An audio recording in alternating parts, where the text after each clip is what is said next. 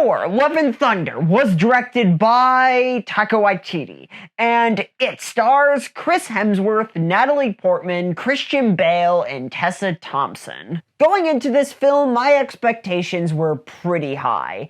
I loved Thor Ragnarok. I understand how someone could feel that it relied too much on the comedy, but I felt that the comedy in that film was actually pretty well written, and it managed to balance the drama and the comedy pretty well, even though the film was more of a comedy than a drama. Unfortunately, I was left a little disappointed with Thor: Love and Thunder.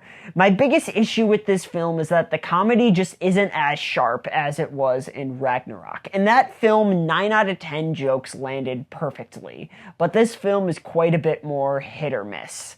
And there are just a lot of jokes in this film that are just way too overplayed. The screaming goats, for example, they were funny the first time, I guess, but they got old very quickly. This film does sacrifice its narrative for its comedic tone. The characterization of Thor, especially, I feel like, was kind of butchered here. In Ragnarok, yes, he was a bit dim-witted, but you still took his character seriously. In this film, he just feels like a clown. Now, the humor in this film isn't god-awful. Like, for example, the scene with Russell Crowe as Zeus, I actually thought was quite funny. There are hits with the humor in this film, but there are also quite a few misses that honestly just bring this film down a few pegs for me. Now, this film is perfectly watchable.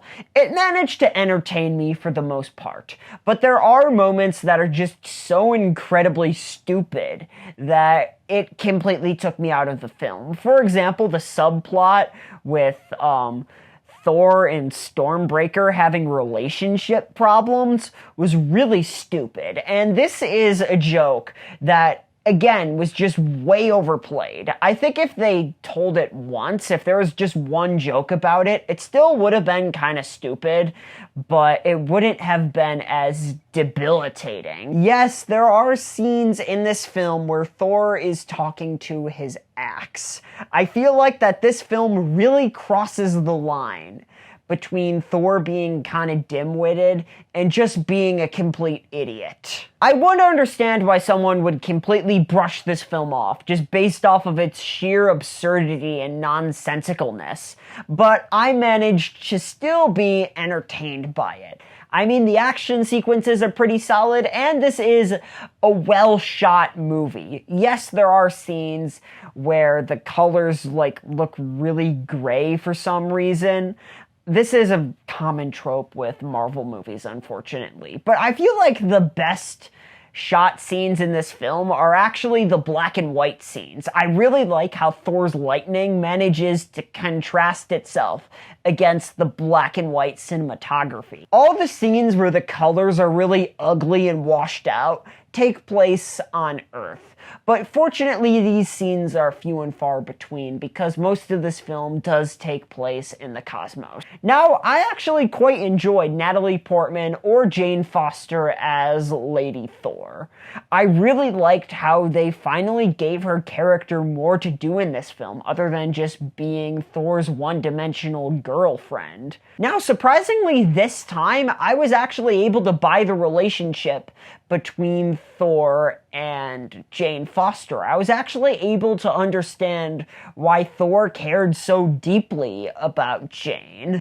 Christian Bale honestly gives a fantastic performance as Gore the God Butcher. He steals the show in every single scene he was in. But the unfortunate thing is that his character is kind of underdeveloped, and I just wish that they gave him more screen time. They gave him more time to, flesh out his motivations. Christian Bale, as usual, acts the hell out of every single scene he is in. I just wish that this film would give him more screen time.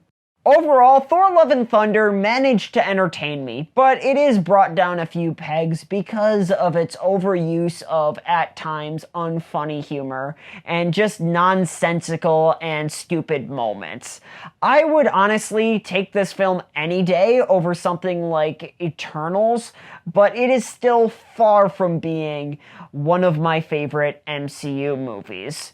Overall, Thor Love and Thunder gets a C+. Anyways, I hope you enjoyed my quick little review of Thor Love and Thunder. And if you did, make sure to give this video a like. And if you want more content like this, hit the subscribe button and ring the bell notification so you can be notified every time I upload a new video. And shout out to Patrick Starr and Diane Kruger. Thanks for watching.